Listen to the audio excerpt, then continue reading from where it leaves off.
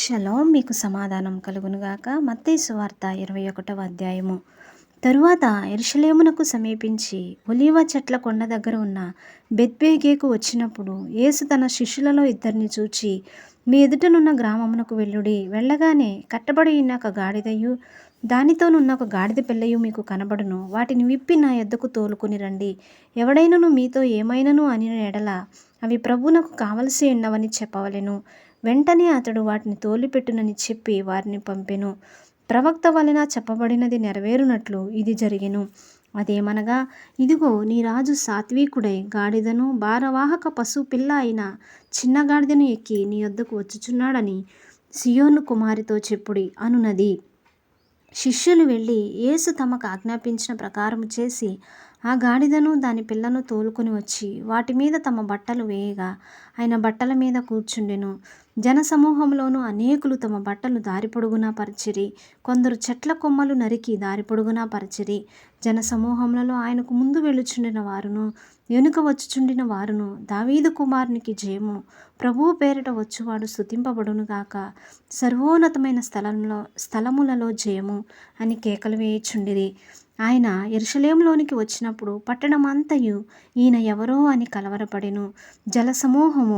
జనసమూహము ఈయన గలిలయలోని నజరేతు వాడగు ప్రవక్త అయిన యేసు అని చెప్పిరి. యేసు దేవాలయంలో ప్రవేశించి క్రయ విక్రయములు చేయువారిని అందరినీ వెళ్ళగొట్టి రోకలు మార్చువారి బల్లలను గువ్వలమ్ము వారి పీటలను పడద్రోసి నా మందిరము ప్రార్థనా మందిరం అనబడును అని వ్రాయబడి ఉన్నదని, అయితే మీరు దాన్ని దొంగల గుహగా చేసివారనెను. గ్రుడ్డివారును కుంటివారును దేవాలయంలో ఆయన యొద్దకు రాగా ఆయన వారిని స్వస్థపరిచెను. కాగా ప్రధాన యాజకులను శాస్త్రులను ఆయన చేసిన వింతలను, దావీదు కుమారునికి జయము అని దేవాలయములో కేకలు వేయుచున్న చిన్నపిల్లలను చూచి కోపముతో మండిపడి, వీరు చెప్పునది వినుచున్నావా అని ఆయనను అడిగిరి. అందుకు యేసు, వినుచున్నాను.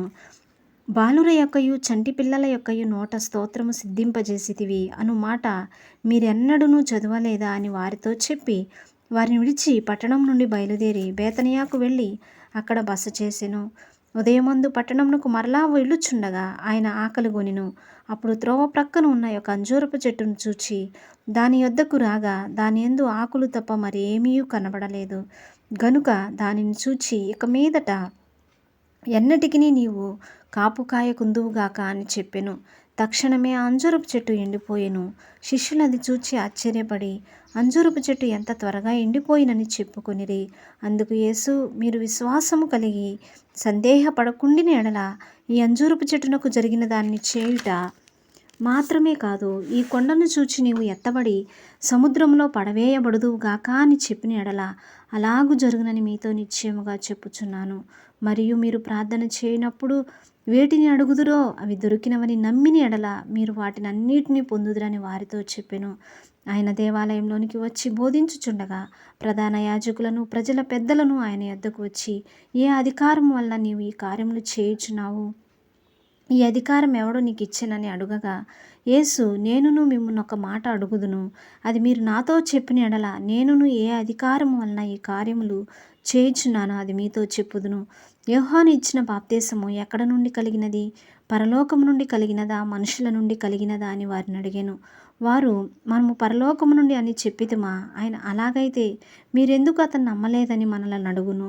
మనుషుల వలన చెప్పితిమా, జనులకు భయపడుచున్నాము అందురు. యోహానును ప్రవక్త అని ఎంచుచున్నారని తమలో తాము ఆలోచించుకొని మాకు తెలియదని యేసునకు ఉత్తరమిచ్చిరి. అందుకు ఆయన, ఏ అధికారం వలన ఈ కార్యం నేను చేయుచున్నానో అది మీతో చెప్పను. నీకేమి తోచుచున్నది? ఒక మనుషునికి 2 కుమారులు ఉండిరి. అతడు మొదటివాని యొద్దకు వచ్చి, కుమారుడా, నేడు పోయి ద్రాక్ష తోటలో పనిచేయమని చెప్పగా వాడు పోను అని ఉత్తరమిచ్చెను. గాని పిమ్మట మనసు మార్చుకొని పోయెను. అతడు రెండో వాని యొద్దకు వచ్చి ఆ ప్రకారమే చెప్పగా వాడు, అయ్యా, పోదుననెను, కానీ పోలేదు. ఈ ఇద్దరిలో ఎవడు తండ్రి ఇష్టప్రకారం చేసిన వాడని వారిని అడిగెను. అందుకు వారు, మొదటివాడే అనిరి. యేసు, సుంకరులను వేశ్యలను మీకంటే ముందుగా దేవుని రాజ్యంలో ప్రవేశించుదురని మీతో నిశ్చయముగా చెప్పుచున్నాను.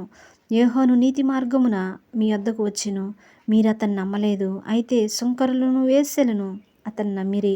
మీరు అది చూచియు అతన్ని నమ్మునట్లు పశ్చాత్తాపడకపోతిరి. మరి ఒక ఉపమానము వినుడి.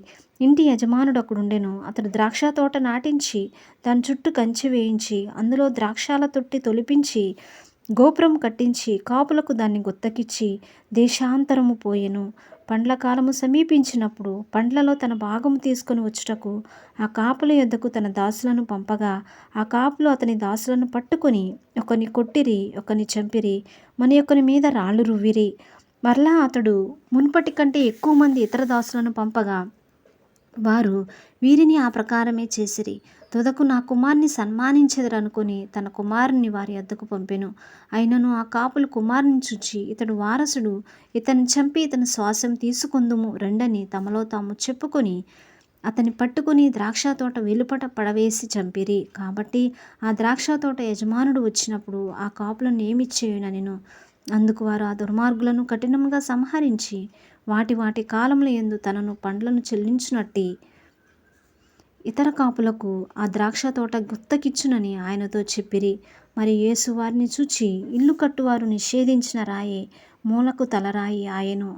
ఇది ప్రభువు వల్లనే కలిగెను. ఇది మన కన్నులకు ఆశ్చర్యము అను మాట మీరు లేఖనములలో ఎన్నడూనూ చదవలేదా? కాబట్టి దేవుని రాజ్యం మీ యొద్ద నుండి తొలగింపబడి దాని ఫలమిచ్చు జనులకు ఇయ్యబడునని నీతో చెప్పుచున్నాను. మరియు ఈ రాతి మీద పడువాడు తొనకలైపోవును గాని అది ఎవని మీద పడునో వాని నలిచేయుననెను.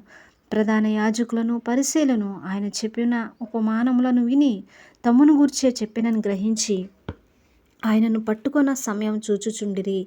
గాని జనులందరూ ఆయనను ప్రవక్త అని ఎంచిరి గనుక వారికి భయపడిరి. ఆమె దేవుడి వాక్యాన్ని దీవించునుగాక.